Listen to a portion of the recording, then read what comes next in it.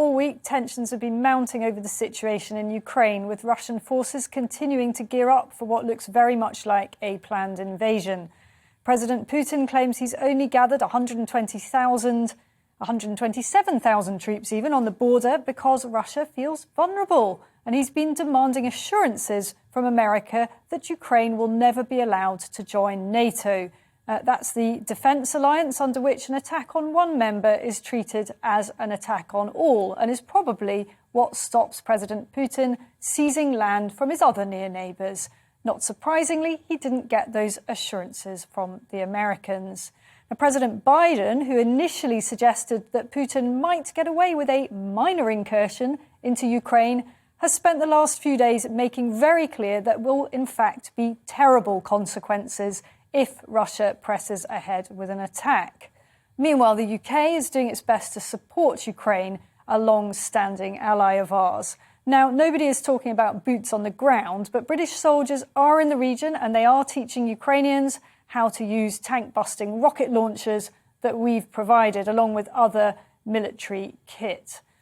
Putin has also been told that if he presses ahead with an attack, there will be a raft of economic sanctions and, crucially, no gas pipeline between Russia and Germany. That's the Nord Stream 2 development, and that will really hurt, losing Russia billions of pounds in gas revenue.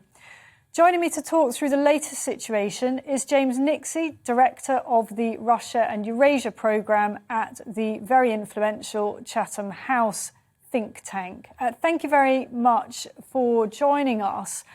What's your reading of the state of play today? Events seem to be moving quite rapidly. Yes, I'm afraid that they do. And the room for manoeuvre as far as diplomatic negotiations are concerned is, I'm sorry to say, narrowing. Those 127 troops you mentioned, Isabel, in your excellent sum-up, if I may say so, are there for a reason, and that is to force the Americans to the negotiating table. And Russia has a very specific set of demands, which is ultimately that Ukraine is excluded from European security architecture and that European security is reordered. So I'm afraid, as you say, that is somewhat unacceptable to the Europeans and the Americans alike. So, as I say, this room for manoeuvre in terms of negotiating space is now limited really only to some arms control and some training issues, and that's not sufficient for the Russians. So we're headed towards impasse. I mean, this is all a bit of a confection, isn't it? Because there is no suggestion, actually, that Ukraine is about to join NATO. President Putin's really just looking for an excuse, isn't he? There is indeed no suggestion that Ukraine is about to join NATO, and I suspect it would be not very good for Ukraine's security or for NATO's.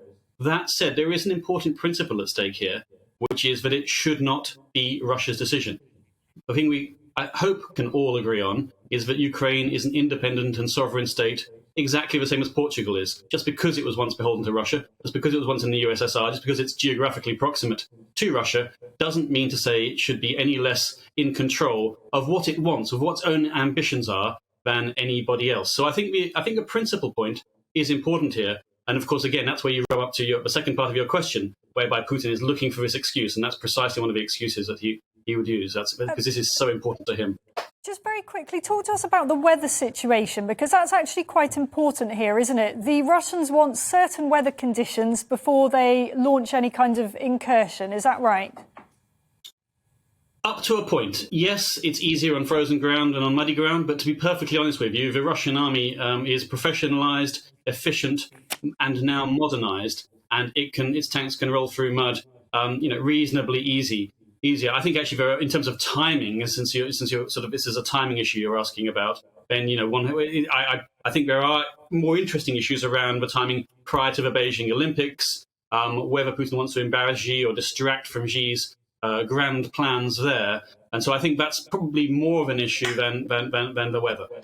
Thank you so much for joining us from Chatham House on the situation in Ukraine.